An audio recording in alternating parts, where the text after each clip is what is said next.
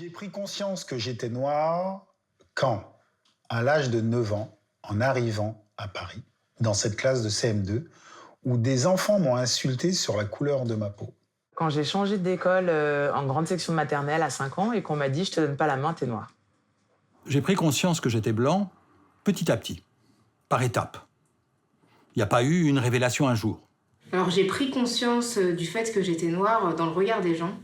Quand, devenue adulte, j'ai commencé à être exposée à des questions de personnes qui me demandaient d'où je venais.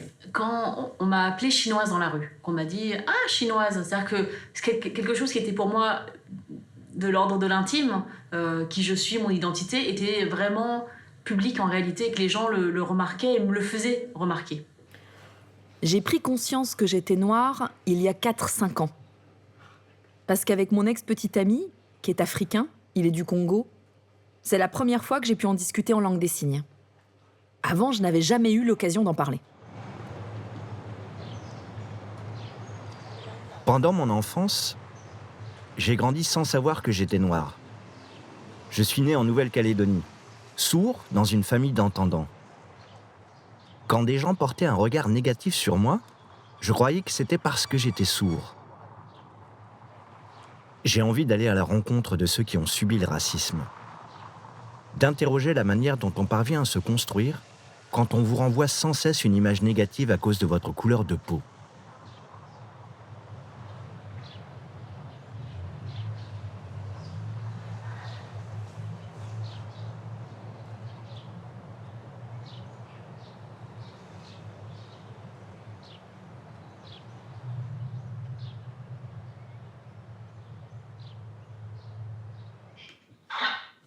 Super. Bon.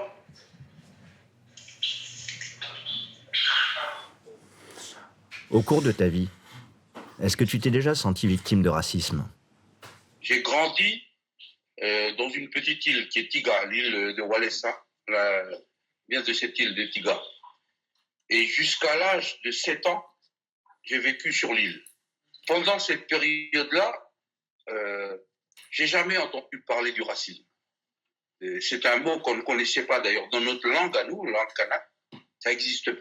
Ce n'est que je suis arrivé à Nouméa, dans la ville, que dans le regard de l'autre, j'ai compris que les gens faisaient des différences dans les couleurs. Nous avons toujours été éduqués, à apprendre beaucoup des autres, à une attitude d'ouverture, à s'intéresser aux autres.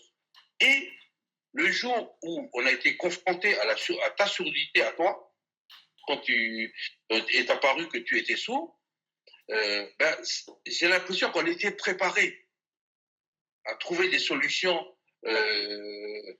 innovantes et courageuses pour, par exemple, décider de quitter la Nouvelle-Calédonie pour aller en France, parce qu'à l'époque, nous n'avions pas de structure en Nouvelle-Calédonie pour les sourds. Donc il fallait partir. On n'a pas hésité. On est parti tout de suite.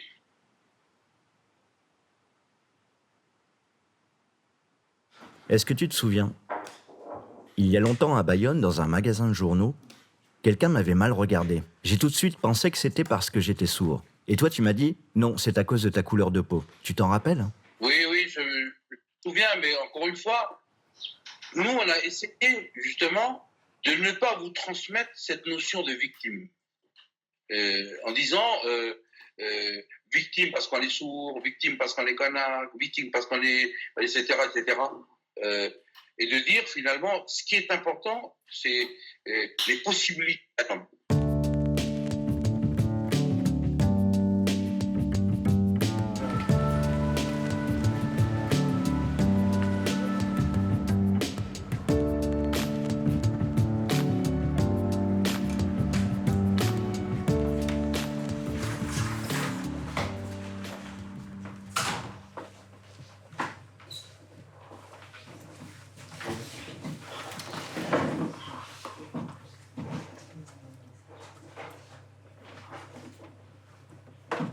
Tu as pris conscience tardivement que tu étais noir. Comment tu l'as vécu? Oui, ça s'est fait tard. Alors pourquoi seulement à ce moment-là? Dans ma famille, Il n'y a pas eu vraiment de transmission autour de cette question. Ça n'a pas pu se faire parce qu'ils sont tous entendants et qu'ils ne signent pas, donc on communiquait à l'oral. Mais quand même, j'ai réalisé il y a peu que mon père m'a transmis des choses quand j'étais petite. Mais je n'en ai pas pris conscience tout de suite, parce que c'était à l'oral. Il me disait souvent « Fais attention à ta façon de t'exprimer, aux mots que tu utilises, pas d'insultes, ni de mots vulgaires. Habille-toi comme il faut. Ton attitude doit être irréprochable. Il ne faut pas que les Blancs aient une mauvaise image de toi. Il faut que tu sois exemplaire. » Il me répétait ça en boucle. Aujourd'hui, je comprends ce que ça voulait vraiment dire. C'était à moi de m'adapter. De m'adapter en permanence aux Blancs et finalement gommer qui j'étais. C'était comme si j'étais blanche.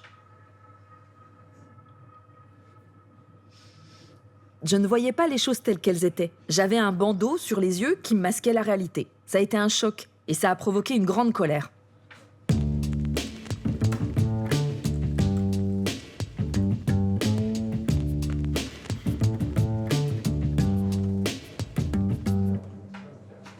C'est à la suite de ça que tu as décidé de créer cette page sur Facebook ? Oui, ça me manquait de ne pas échanger avec des sourds en langue des signes. Des sourds noirs, j'en rencontrais très peu. J'en connaissais, mais on se voyait pas souvent. Alors que pourtant, on a un vécu commun. On a fait l'expérience du racisme, mais on n'avait jamais l'occasion d'en discuter ensemble. Donc, j'ai eu envie de créer cette page. D'abord pour rassembler cette communauté noire sourde, et puis si des événements intéressent certains d'entre nous, eh bien du coup, on peut mutualiser le coût pour un interprète.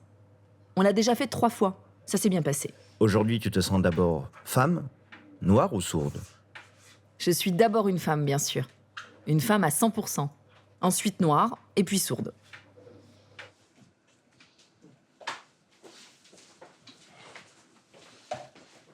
Bonjour, merci d'accepter cet échange. Bonjour et merci de me donner la parole. Historiquement, il y a toujours eu du racisme. Mais qu'est-ce qu'on peut en dire aujourd'hui ? L'idée que le racisme n'existe pas en France, ça a été bien sûr remis en cause avec la montée du Front National dans les années 80. À ce moment-là, qu'est-ce qu'on voit ? On voit qu'on nous explique que la France n'est pas raciste, mais il y a des personnes qui sont racistes. Mais dans les années 90, on va prendre conscience d'autre chose. Il n'y a pas que le racisme idéologique, il y a aussi le racisme systémique, c'est-à-dire un racisme structurel. C'est par exemple les difficultés d'accès au logement, les difficultés d'accès au travail. Et enfin, depuis surtout les années 2010, mais déjà dans les années 2000, on a commencé à prendre conscience du fait que l'État joue un rôle, avec des politiques qui visent par exemple spécifiquement les Roms, ou bien avec des contrôles au faciès par la police, qui sont revendiqués par l'État lorsqu'il est condamné par la justice en disant « il faut quand même bien, si on veut arrêter des étrangers en situation irrégulière, contrôler des personnes qui ont l'air d'être des étrangers. » Et ça, eh bien, ça contribue à redéfinir pour nous le racisme. C'est pas seulement l'idéologie, c'est pas seulement des mécanismes structurels, c'est aussi une action politique. J'ai grandi en ayant conscience que j'étais sourd. Mais j'ai pris conscience tardivement du racisme lié à ma couleur de peau. Et je ne suis pas le seul sourd dans ce cas. Est-ce que le fait d'appartenir à un groupe, la communauté sourde, préserve du racisme comme un refuge ? Il y a une particularité dans ce que vous venez d'évoquer, c'est-à-dire le fait d'être doublement défini par une double assignation minoritaire, le fait d'être sourd et le fait d'être kanak. Et ça pose une question qui est aujourd'hui résumée par le mot intersectionnalité. C'est quoi l'intersectionnalité ? Quand on parle d'intersectionnalité, on parle d'une pluralité de logiques de domination. Le plus souvent, on pense à classe, sexe, race. Mais bien sûr, il peut y avoir d'autres termes. Par exemple, on voit bien en France qu'à la fin des années 90, on parle beaucoup des questions sexuelles. Par exemple, avec le Pax. Donc à ce moment-là, se définir en tant qu'homosexuel, eh bien c'est plus immédiat. Dans les années 2000, on voit au contraire que la question raciale prend beaucoup d'importance dans le débat public. Et donc à ce moment-là, il devient un peu plus facile de prendre conscience, mais donc aussi de s'identifier par rapport à la question raciale. Il y a donc une chronologie. Mais cette chronologie, ça n'est pas seulement une chronologie individuelle, personnelle, intime. C'est aussi une histoire publique, une histoire sociale, une histoire politique, en fonction de ce qui se passe dans le monde dans lequel on vit.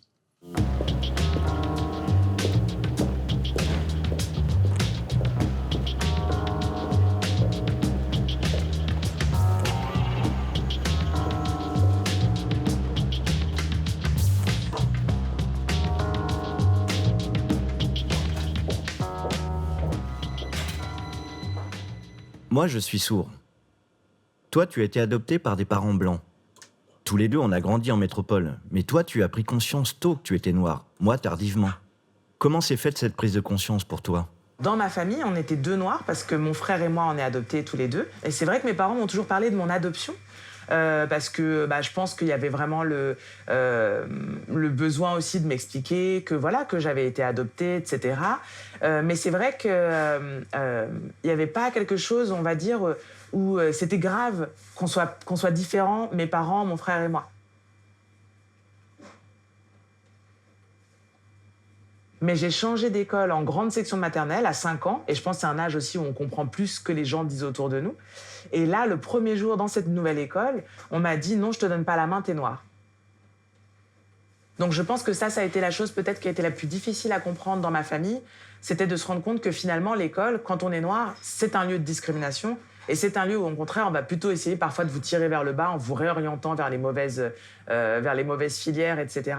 Et donc pour ma mère qui avait connu l'école comme lieu qui lui avait donné des possibilités, comprendre que c'était un lieu de grande violence pour mon frère et moi, par exemple, je pense que ça a mis du temps. Donc voilà, il y a des choses sur lesquelles mes parents avaient quand même un éveil à la question raciale et à accepter qu'on aborde ces questions-là et à comprendre qu'il y avait du racisme. Mais je pense que vraiment ce qu'on appelle le racisme systémique, comment ça se joue dans les institutions, à l'école, le rapport à la police, etc., ça a été plus long pour que mes parents comprennent.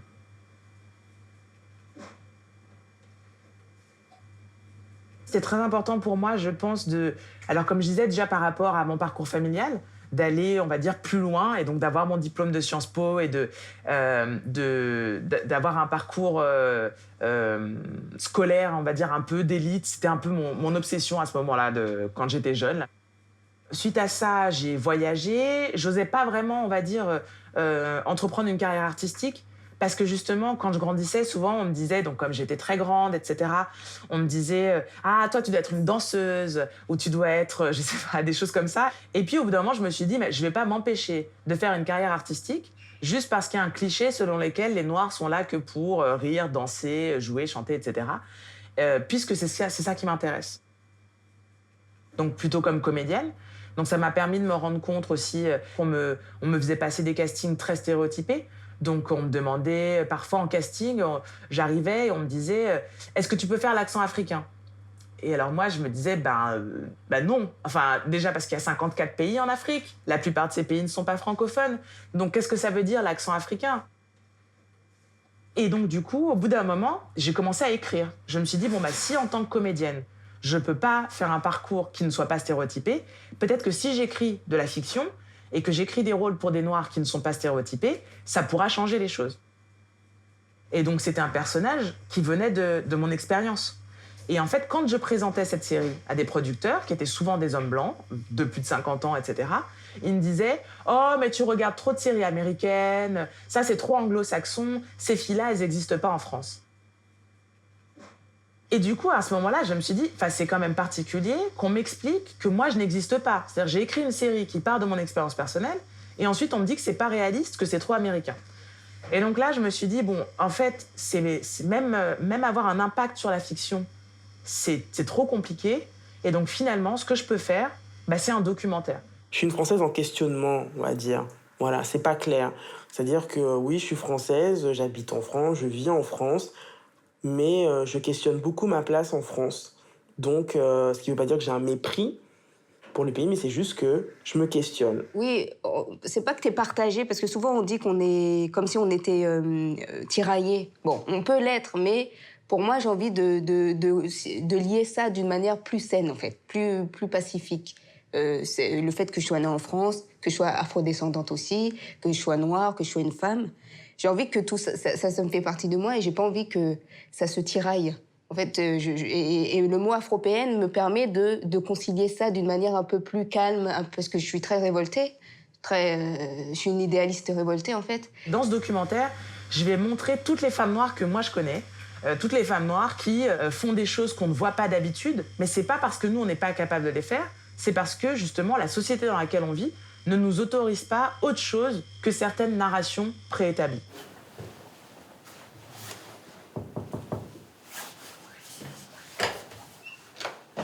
Bonjour. Bon, bienvenue à la Fondation. Ouais.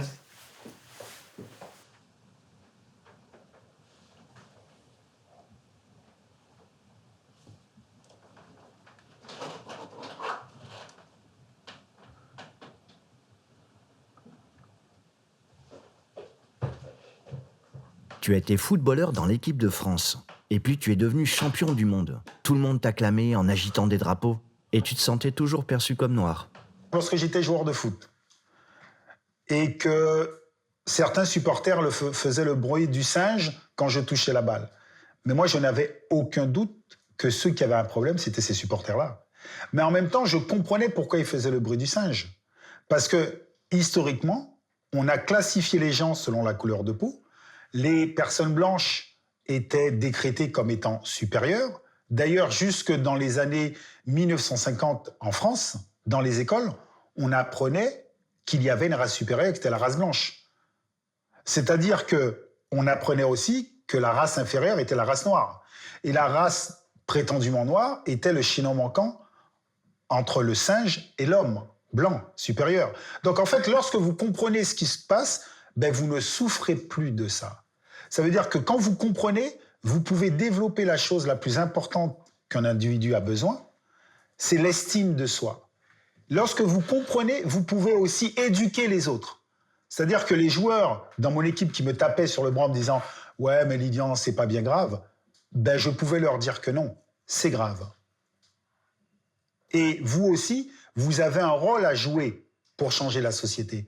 C'est pas parce que vous êtes considéré comme blanc que vous pouvez penser être neutre. Parce que être neutre, c'est laisser les choses en état. Dans ton livre, tu parles de la norme. C'est un sujet qui me touche. Parce que, étant sourd, je m'interroge. Qui est normal? C'est la majorité entendante? Donc pas moi? Je sens qu'on partage quelque chose.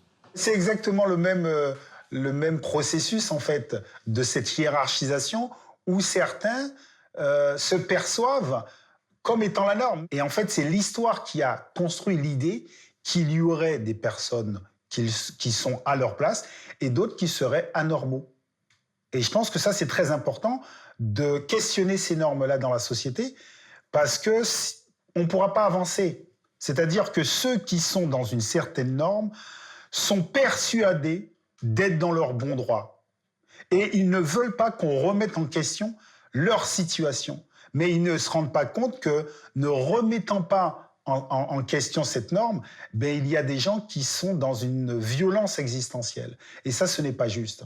Ce n'est pas juste.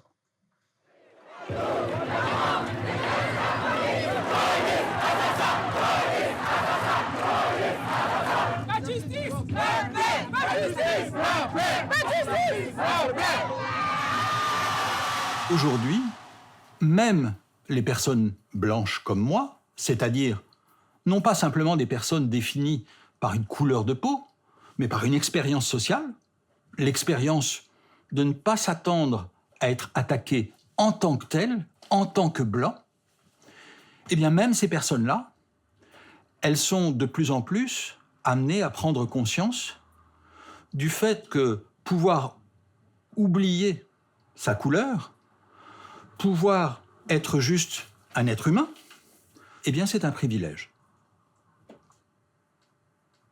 Donc, il me semble que ce privilège de ne pas avoir à y penser, c'est ça qui est en train de bouger. Et c'est ça qui explique pourquoi il y a des réactions aussi virulentes aujourd'hui dans notre société face à la prise de conscience de la question raciale. Il y a un côté très anxiogène dans le contexte actuel, parce que les mots qui sont dits dans l'espace public sont violents, parce que c'est pas agréable de faire partie des minorités qui sont pointées du doigt par l'État, par les institutions, etc. Et c'est d'autant plus difficile que quand on appartient aux minorités, on est dans des situations de précarité. Mais je dirais que dans cette tension, moi je vois quand même une forme de progrès. Je vois que la tension est là parce qu'on arrive à se faire entendre un minimum.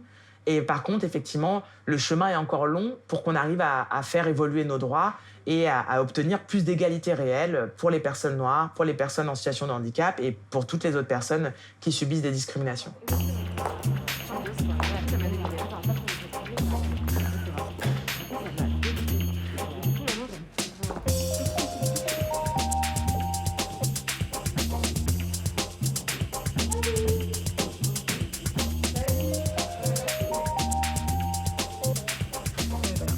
Tu sais, t'as mis bien que ça a été journée.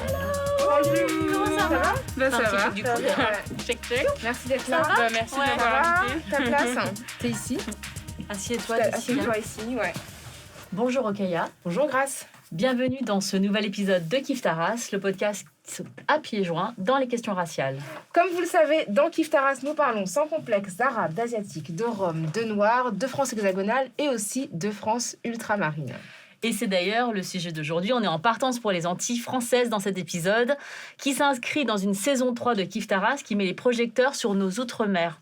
Après avoir parlé de décolonisation des espaces publics, nous abordons aujourd'hui le scandale du chlordécone, que ces victimes nomment le génocide au chlordécone. Et pour en parler, nous avons invité Jessica Oublié. Bonjour Jessica. Bonjour Okaya. Merci d'être là, d'avoir traversé l'Atlantique. Kif Taras. Moi qui suis un militant sourd, je me bats contre l'étiquette de handicapé qu'on me colle. Alors je pourrais dire, kiffe ton handicap, non ? Le racisme, c'est quelque chose qui a été utilisé pour diminuer, pour asservir des populations au profit d'autres personnes. Et le fait de parler de kiffer une race, eh bien, ça interpelle, parce que c'est aussi une manière de se réapproprier un stigmate qui a été longtemps l'objet d'humiliation pour ces populations-là. Justement, nous, ce qu'on aime bien dans le podcast, c'est qu'on est quand même assez décomplexé sur l'usage des mots. C'est-à-dire qu'on essaie vraiment justement de ne pas faire de détours. Et donc, du coup, et même quand on a des mots sur lesquels on n'est pas certain ou certaine, on y discute en fait de manière assez ouverte et je trouve que ça nous permet en fait de l'aborder sans être justement crispé. Alors, dans Kif Taras, avant de plonger à pieds joints dans les questions raciales, on a un petit rituel. On demande à notre invité si il ou elle se définit sur le plan racial. Par exemple, moi, je suis une femme asiatique, Okaya est une femme noire. Est-ce que toi, Jessica, c'est une question que tu t'es déjà posée? Et si oui, en quels termes? Donc, aujourd'hui, singulièrement, moi, j'ai envie de me définir comme une femme noire, française, d'origine guadeloupéenne et martiniquaise, et en voie de sédimentation dans cette culture, cette terre-mère qui est la Guadeloupe pour moi, quoi. Parler d'une souffrance, c'est un apaisement. Et ensuite vient la question de qu'est-ce qu'on va faire. Parce que le fait qu'on fasse ça ensemble, c'est une solution pour moi possible au racisme, le fait de pouvoir l'exprimer dans l'espace public. Et de générer des débats, des discussions et la possibilité de changer quelque chose, de changer ces éléments de langage qui, moi, m'ont affecté quand j'étais plus jeune, qui affectent mes enfants aujourd'hui. Ça me donne l'impression de ne pas rester impuissante face à ce fléau qu'est le racisme. Par la connaissance, on se libère. Lorsque vous prenez un enfant est à la merci de n'importe quel discours. Pourquoi il faut éduquer un enfant? Pour qu'il puisse avoir cette liberté de penser et choisir. Mais en même temps, nous devons être lucides. Il y a des gens qui ne veulent pas le changement. Il y a des gens qui veulent rester dans des situations de pouvoir. Et donc l'égalité, il faut éduquer les enfants à comprendre que c'est une notion qu'il faut défendre et que cette notion-là se gagne, en fait. Vous avez quel âge, là? C'est quel? 14. À 14 ans, on sait qu'il n'y a pas de race, quand même. Non? Oui. Tiens, il y a un autre truc qui est intéressant, puisqu'on parle de blanc et de noir. Qui est blanc ici? Toi? Je sais pas. Toi? Ouais. Toi aussi? Mets la main sur la table. Et toi? Est-ce que c'est la même couleur? Alors pourquoi tu jaune dis... plutôt, alors. Ah, alors maintenant t'es jaune, t'as changé de couleur. Donc jaune, rouge, vert, ça n'existe pas. Nous sommes d'accord. C'est des stéréotypes. Exactement. Donc en fait, le racisme, c'est ça. C'est croire qu'il y a des races et selon la couleur de la peau. Donc, non mais j'ai confiance. Je sais que vous allez faire passer les messages.